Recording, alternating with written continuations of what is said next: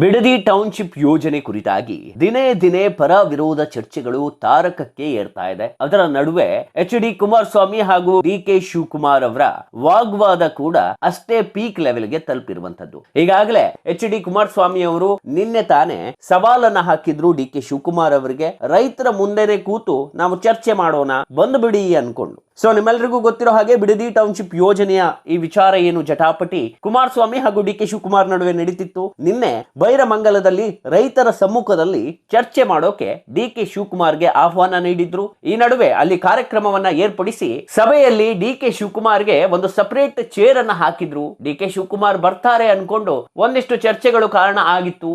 ಆದ್ರೆ ಕುಮಾರಸ್ವಾಮಿಗೆ ಗೊತ್ತಿತ್ತು ಈ ಸವಾಲನ್ನ ಡಿ.ಕೆ. ಶಿವಕುಮಾರ್ ಅವರು ಸ್ವೀಕರಿಸಲ್ಲ, ಬರೋದೂ ಇಲ್ಲ ಅನ್ಕೊಂಡು ರೈತರ ಪರವಾಗಿ ಒಂದಿಷ್ಟು ಮಾತುಗಳನ್ನಾಡಿ ಕುಮಾರಸ್ವಾಮಿ ಅವರು ಅಲ್ಲಿಂದ ಹೊರಟಿದ್ರು. ಸೊ ಇನ್ ಮುಂದೆ ಟೌನ್ಶಿಪ್ ಯೋಜನೆ ಏನಾಗಬಹುದು, ಸರ್ಕಾರ ಈ ಯೋಜನೆಯನ್ನ ತರಬೇಕಾದ್ರೆ ಏನೇನು ಮಾಡಬೇಕಿತ್ತು, ಯಾಕೆ ಸರ್ಕಾರಕ್ಕೆ ಈ ಯೋಜನೆ ಅನ್ನೋದು ಹಿನ್ನಡೆಯಾಗಿ ಕಾಣಿಸ್ತಾ ಇರುವಂತದ್ದು, ಈ ಎಲ್ಲ ವಿಚಾರವಾಗಿ ಇಂದಿನ ಈ ವಿಡಿಯೋದಲ್ಲಿ ನಾವು ಮಾಹಿತಿಯನ್ನು ನೀಡ್ತೇವೆ. ನೀವು ಇನ್ನೂ ನಮ್ಮ ಚಾನೆಲ್ ಅನ್ನ ಸಬ್ಸ್ಕ್ರೈಬ್ ಆಗದಿದ್ದಲ್ಲಿ ಸಬ್ಸ್ಕ್ರೈಬ್ ಆಗಿ, ಹಾಗೆ ಬೆಲ್ ಐಕನ್ ಕ್ಲಿಕ್ ಮಾಡೋ ಮೂಲಕ ನೋಟಿಫಿಕೇಶನ್ ಅನ್ನ ಪಡೆಯಿರಿ. ಈ ಒಂದು ಯೋಜನೆಗೆ ಕೇವಲ ವಿರೋಧ ವ್ಯಕ್ತವಾಗ್ತಿಲ್ಲ, ಪರ ಕೂಡ ವ್ಯಕ್ತವಾಗ್ತಿರುವಂತದ್ದು.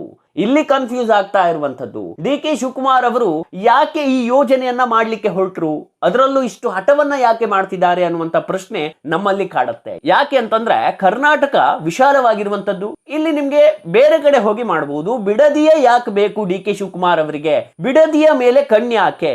ಈ ರಾಜಕೀಯ ಕಿತ್ತಾಟ ಅನ್ನೋದು ಏನಿದೆ ನೋಡಿ, ಡಿ.ಕೆ. ಶಿವಕುಮಾರ್ಗೂ ಕುಮಾರಸ್ವಾಮಿಗೂ ಒಂಥರ ಹಾವು ಮುಂಗಸಿ ಇದ್ದ ಹಾಗೆ. ಪ್ರತಿ ಬಾರಿಯೂ ಇವರಿಬ್ಬರ ನಡುವೆ ಒಂದಿಷ್ಟು ರಾಜಕೀಯ ಭಿನ್ನಾಭಿಪ್ರಾಯಗಳಿದ್ವು, ಇಬ್ಬರ ನಡುವೆ ದ್ವೇಷ ರಾಜಕಾರಣಗಳಿದ್ವು. ಇದೆಲ್ಲ ಕಾರಣಕ್ಕಾಗಿ ಇದೀಗ ಡಿ.ಕೆ. ಶಿವಕುಮಾರ್ ಅವರು ಮತ್ತೆ ತನ್ನ ಹಠವನ್ನ ಮುಂದುವರಿಸಿ ಬಿಡದಿಯಲ್ಲಿ ಟೌನ್ಶಿಪ್ ಯೋಜನೆಯನ್ನ ತಂದೇ ತರ್ತೇನೆ ಅನ್ನುವಂತ ರೀತಿಯಲ್ಲಿ ಹೋಗ್ತಾ ಇರುವಂತದ್ದು.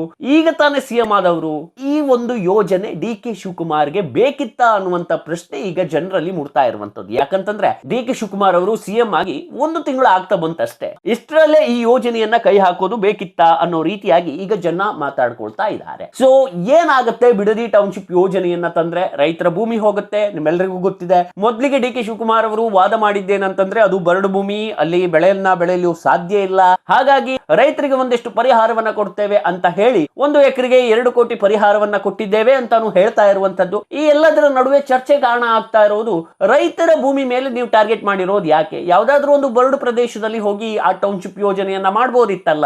ಎಲ್ಲ ವಿಚಾರಗಳು ಇದೀಗ ಚರ್ಚೆಗೆ ಬರ್ತಾ ಇರುವಂತದ್ದು. ಇನ್ನು ಟೌನ್ಶಿಪ್ ಯೋಜನೆಯನ್ನ ವಿರೋಧ ಮಾಡುವವರ ಆಲೋಚನೆಗಳೇನಿದೆ, ಅವ್ರು ಏನ್ ಹೇಳ್ತಿದ್ದಾರೆ ಅನ್ನೋದನ್ನ ನಾವು ನೋಡೋದಾದ್ರೆ, ಬಿಡದಿಯಲ್ಲಿ ನೀವು ಮರಗಳನ್ನ ಕಡಿದು ಈಗ ಬೇರೆ ಕಡೆ ಸಸಿ ನೆಡೋ ಕಾರ್ಯಕ್ರಮವನ್ನ ಮಾಡ್ತಾ ಹೋಗ್ತೀರಿ ಡಿ.ಕೆ. ಶಿವಕುಮಾರ್ ಅವರೇ. ನಮ್ಮೆಲ್ಲರಿಗೂ ಗೊತ್ತಿದೆ, ಈಗ ಪರಿಸರ ದಿನಾಚರಣೆ ಬಂತ ತಕ್ಷಣ ನೀವು ಒಂದ್ ಕಡೆ ಸಸಿ ನೆಡ್ತೀರಿ. ಆದ್ರೆ ನೀವು ಬಿಡದಿಯಲ್ಲಿ ಮಾಡ್ತಿರುವಂತಹ ಈ ಒಂದು ಯೋಜನೆ ಏನಿದೆ, ಅದರ ಸಲುವಾಗಿಯೇ ಸಾವಿರಾರು ಮರಗಳನ್ನ ನೀವು ಕಡಿತೀರಿ. ಹಾಗಾದ್ರೆ ಅಲ್ಲಿ ಸಸಿ ನೆಡೋದು, ಇಲ್ಲಿ ಕಡಿಯೋದು, ಇದರ ಅರ್ಥ ಏನು? ಇದರ ವಿಶ್ಲೇಷಣೆ ನಮ್ಗೆ ಬೇಕು ಅಂತ ಜನ ಕೇಳ್ತಾ ಇರುವಂತದ್ದು. ಏನ್ ಗೊತ್ತಾ, ನೀವು ಸರ್ಕಾರದ ಮುಖೇನ ಯಾವುದೇ ಕಾರ್ಯಕ್ರಮವನ್ನ ಮಾಡಿ, ಅಭಿವೃದ್ಧಿ ವಿಚಾರ ಇರ್ಬೋದು, ಡೆವಲಪ್ಮೆಂಟ್ ಗೆ ಏನೇನ್ ಬೇಕು ಇದೆಲ್ಲವನ್ನ ನೀವು ಮಾಡ್ತಾ ಹೋಗ್ತೀರಿ. ಆದ್ರೆ ಕೆಲವೊಮ್ಮೆ ಸರ್ಕಾರದ ನೈತಿಕ ಜವಾಬ್ದಾರಿಯನ್ನೇ ನೀವು ಹೊತ್ತುಕೊಳ್ಳಿಲ್ಲ ಅಂತಂದ್ರೆ ಆವಾಗ ಸರ್ಕಾರದ ಬಗ್ಗೆ ಜನರಿಗೆ ನಿರ್ಲಕ್ಷ್ಯ ಬರುವುದು ತುಂಬಾನೇ ಸಾಮಾನ್ಯವಾದಂತ ವಿಚಾರ. ಸೊ ಎಲ್ಲ ಕೇಳ್ತಾ ಇರೋದು ಏನಂತಂದ್ರೆ, ನೀವು ಬಿಡದಿಯಲ್ಲೇ ಯಾಕೆ ಆಪ್ಷನ್ ಅನ್ನ ತಗೊಳ್ತಿದ್ದೀರಿ ಅನ್ನೋದಾಗಿ. ಹಠಕ್ಕೆ ಬಿದ್ದು ನಾನು ಬಿಡದಿಯಲ್ಲೇ ಮಾಡ್ತೇನೆ ಅಂತ ಹೇಳೋದು ಅಲ್ಲಿನ ರೈತರಿಗೆ ಒಂದಿಷ್ಟು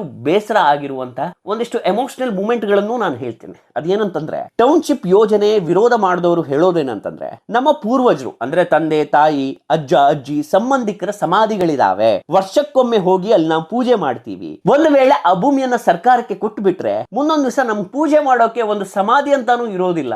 ಅನೇಕ ವರ್ಷದಿಂದ ಅವರು ಅಲ್ಲಿ ಬದುಕನ್ನ ಕಟ್ಟಿಕೊಂಡಿದ್ದಾರೆ ಅಂತಂದ್ರೆ ಅಲ್ಲಿ ಒಂದಿಷ್ಟು ಜಮೀನನ್ನ ತೆಗೆದುಕೊಂಡಿರ್ತಾರೆ. ಅವರ ಪೂರ್ವಜರು ಡೆತ್ ಆದಾಗ ಅಲ್ಲಿ ಒಂದಿಷ್ಟು ಸಮಾಧಿಗಳನ್ನ ಕಟ್ಟಿರ್ತಾರೆ. ಇದೆಲ್ಲವನ್ನ ನೀವು ನೆಲಸಮ ಮಾಡ್ತೀರಿ. ಈ ಮೂಲಕ ಏನಾಗುತ್ತೆ, ಆ ಸಮಾಧಿಯನ್ನ ನೀವು ನೆಲಸಮಗೊಳಿಸ್ತೀರಿ. ಆ ಮೂಲಕ ರೈತರಿಗೆ ಮತ್ತಷ್ಟು ಬೇಸರ ಆಗತ್ತೆ.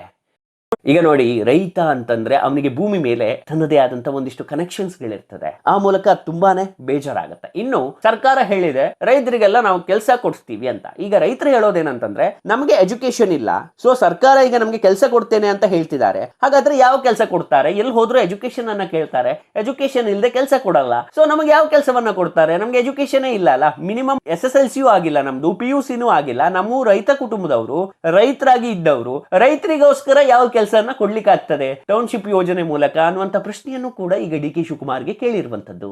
ಇಲ್ಲಿ ಏನಾಗುತ್ತೆ ಗೊತ್ತಾ, ನೀವು ಯಾವುದೇ ಯೋಜನೆಯನ್ನ ತರ್ಲಿಕ್ಕೆ ಹೋದ್ರೂ ಕೂಡ ಒಂದಿಷ್ಟು ವಿಚಾರವನ್ನ ನೀವು ಆಲೋಚನೆ ಮಾಡ್ಲೇಬೇಕು, ಪರ ವಿರೋಧ ಆಲೋಚನೆಯನ್ನ ಮಾಡ್ಲೇಬೇಕು. ಇಲ್ಲ ಅಂತಂದ್ರೆ ಅದು ತುಂಬಾನೇ ನೆಗೆಟಿವ್ ಪ್ರಾಬ್ಲಮ್ ಅನ್ನು ಕೂಡ ಸೃಷ್ಟಿ ಮಾಡುತ್ತೆ. ಇನ್ನು ಈ ಯೋಜನೆ ಪರ ಇದ್ದವರ ಮಾತಲ್ಲೂ ಒಂದಿಷ್ಟು ವ್ಯಾಲಿಡ್ ಪಾಯಿಂಟ್ ಗಳಿದೆ. ಅದೇನಂತಂದ್ರೆ ಒಂದಿಷ್ಟು SC/ST ಜಾಗಗಳಿದೆ. ಅವ್ರು ಹೇಳೋದೇನಂತಂದ್ರೆ ನಮ್ಮ ಭೂಮಿಯನ್ನ ಯಾರು ತೆಗೆದುಕೊಳ್ಳೋದಿಲ್ಲ, ಯಾಕಂತಂದ್ರೆ ಅದು SC/ST ಭೂಮಿ, ಮುಂದೆ ನಮ್ ಪ್ರಾಬ್ಲಮ್ ಆಗುತ್ತೆ ಅನ್ನೋ ರೀಸನ್ಗೆ ಯಾರು ನಮ್ಮ ಭೂಮಿಯನ್ನ ಖರೀದಿ ಮಾಡ್ಲಿಕ್ಕೆ ಬರೋದಿಲ್ಲ. ಈಗ ಸರ್ಕಾರ ಬಂದಿದೆ, ಒಳ್ಳೆ ದುಡ್ಡನ್ನು ಕೂಡ ಕೊಡ್ತಿದೆ, ಇದರಿಂದ ನಮ್ಗೆ ಉಪಯೋಗ ಆಗ್ತಿದೆ ಅನ್ನೋ ರೀತಿಯಾಗಿ ಈಗ ಪರ ಇರೋರು ಮಾತಾಡ್ಕೊಳ್ತಾ ಇದ್ದಾರೆ. ಇನ್ನು ಕೆಲ ರೈತರು ಹೇಳೋದೇನಂತಂದ್ರೆ ಆ ಭೂಮಿಯಲ್ಲಿ ನಾವು ಎಷ್ಟೇ ಬೆಳೆದ್ರು ಅಲ್ಲಿ ನಮಗೆ ಸಿಗುವಂತಹ ಲಾಭ ಏನಿದೆ ಅದು ಅಂತ ದೊಡ್ಡ ಲಾಭವೇನಲ್ಲ. ನಮ್ಗೆ 1 ಗುಂಟೆ ಇರ್ಬೋದು, 2 ಗುಂಟೆ ಇರ್ಬೋದು, ಅದೆಷ್ಟೇ ಇರ್ಲಿ ಅಲ್ಲಿ ಅಂತಹ ದೊಡ್ಡ ಲಾಭವನ್ನ ನಾವು ಪಡಿಲಿಕ್ಕಾಗಲ್ಲ. ಮಾರ್ಕೆಟ್ ನಲ್ಲಿ ಒಳ್ಳೆಯ ವ್ಯಾಲ್ಯೂ ಕೂಡ ಸಿಗಲ್ಲ ನಾವು ಬೆಳೆದಂತ ಬೆಳೆಗಳಿಗೆ. ಈ ಕಾರಣಕ್ಕಾಗಿ ನಮ್ಗೆ ಖುಷಿನೇ ಕೊಟ್ಟಿದೆ ಅನ್ನೋ ರೀತಿಯಾಗಿ ಹೇಳ್ತಾ ಇದ್ದಾರೆ. ಇನ್ನೊಂದಿಷ್ಟು ವರ್ಗ ಏನ್ ಹೇಳ್ತಿದೆ ಅಂತಂದ್ರೆ ನಮ್ಗೆ ಇಲ್ಲಿ ಕೆಲಸ ಮಾಡ್ಲಿಕ್ಕೆ ಯುವಕರೇ ಸಿಗ್ತಾ ಇಲ್ಲ.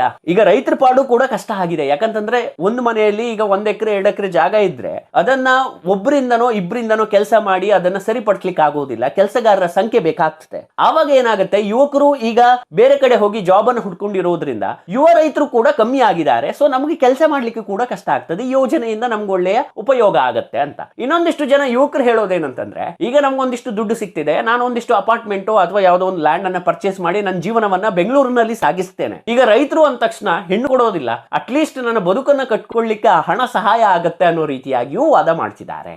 ಸೊ ಇಲ್ಲಿ ಪರನೂ ಇದೆ, ವಿರೋಧನೂ ಇದೆ. ಈಗ ನಾವು ಒಂದೇ ಸಲಿ ಸರ್ಕಾರದ್ದೇ ತಪ್ಪ ಅಂತ ನೋಡ್ಲಿಕ್ಕೆ ಹೋದ್ರೆ ಕೆಲವೊಂದು ಕಡೆ ತಪ್ಪಿದೆ. ಇನ್ನು ವಿರೋಧದ ನಡುವೆ ಪರ ಚರ್ಚೆ ಕೂಡ ನಡೀತಾ ಇದೆ. ಈ ವಿಚಾರವಾಗಿ ಸರ್ಕಾರಕ್ಕೆ ಒಂದು ದೊಡ್ಡ ಕಿವಿ ಮಾತು ಹೇಳೋದೇನಂತಂದ್ರೆ ಏನಕ್ಕೆಲ್ಲ ನೀವು ಸರ್ವೆಯನ್ನ ಮಾಡ್ತೀರಿ. ಈಗ ಜಾತಿ ವಿಚಾರವಾಗಿ ಸರ್ವೆಯನ್ನ ಮಾಡ್ತೀರಿ, ಎಲೆಕ್ಷನ್ ಟೈಮ್ ಅಲ್ಲಿ ನಿಮಗೆ ಒಂದಿಷ್ಟು ಸರ್ವೆಗಳನ್ನ ಮಾಡ್ತೀರಿ, ಎಷ್ಟು ಜನ ವೋಟರ್ಸ್ ಜಾಸ್ತಿ ಇದ್ದಾರೆ, ಯಾವ ಜಾತಿಯವ್ರು ಜಾಸ್ತಿ ಇದ್ದಾರೆ, ಎಲ್ಲ ವಿಚಾರವಾಗಿಯೂ ಸರ್ವೆಯನ್ನ ಮಾಡ್ತೀರಿ ನಿಮ್ಗೆ ಬೇಕಾದ ಟೈಮ್ ಅಲ್ಲಿ. ಈ ವಿಚಾರವಾಗಿಯೂ ಒಂದು ಸರ್ವೆಯನ್ನ ಮಾಡಿ ಅಲ್ಲ, ಯಾರು ಪರ ಇದ್ದಾರೆ, ಯಾರು ವಿರೋಧ ಇದ್ದಾರೆ, ಎಷ್ಟು ಜನ ಪರ ಎಷ್ಟು ಜನ ವಿರೋಧ, ಇದನ್ನ ನ್ಯಾಯಯುತವಾಗಿ ಸರ್ವೆಯನ್ನ ಮಾಡಿ ಅದನ್ನ ಸಾರ್ವಜನಿಕವಾಗಿ ಚರ್ಚೆಗೆ ತೆಗೆದುಕೊಂಡು ಬಂದಾಗ ಇದಕ್ಕೊಂದು ತಾರ್ಕಿಕ ಅಂತ್ಯ ಸಿಗಬಹುದು. ಸರ್ವೆಯಲ್ಲಿ ಏನ್ ರಿಸಲ್ಟ್ ಬರುತ್ತೆ ಅದನ್ನ ಸರ್ಕಾರವೂ ಒಪ್ಪಿಕೊಳ್ಬೇಕು, ಸಾರ್ವಜನಿಕರು ಒಪ್ಪಿಕೊಳ್ಬೇಕು. ಆದ್ರೆ ಆ ಸರ್ವೆ ಮಾತ್ರ ನಿಷ್ಪಕ್ಷಪಾತವಾಗಿ ನಡಿಬೇಕು. ನಿಮಗೆ ಹೇಗೆ ಬೇಕು ಹಾಗೆ ರಿಪೋರ್ಟ್ ಕೊಟ್ಕೊಂಡು ಸರ್ವೆ ಮಾಡೋದಲ್ಲ.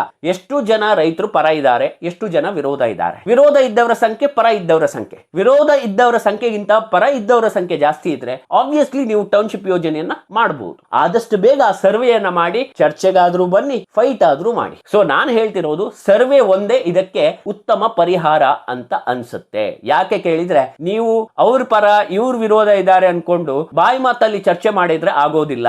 ಡೇಟಾ ಕೂಡ ಅಷ್ಟೇ ಇಂಪಾರ್ಟೆಂಟ್ ಆಗುತ್ತೆ. ಆದಷ್ಟು ಬೇಗ ಅದಕ್ಕೊಂದು ಸಮಿತಿಯೋ ಅಥವಾ ಅದಕ್ಕೊಂದು ತಂಡವನ್ನ ರಚಿಸಿ ಸರ್ವೆಯನ್ನ ಮಾಡಿ ಆ ರಿಪೋರ್ಟ್ ಅನ್ನ ಕುಮಾರಸ್ವಾಮಿಗೂ ಕಳಿಸಿ, ಡಿ ಕೆ ಶಿವಕುಮಾರ್ ಅವರೇ ನೀವು ಅದನ್ನ ಇಟ್ಕೊಂಡು ಚರ್ಚೆಯನ್ನ ಮಾಡಿ.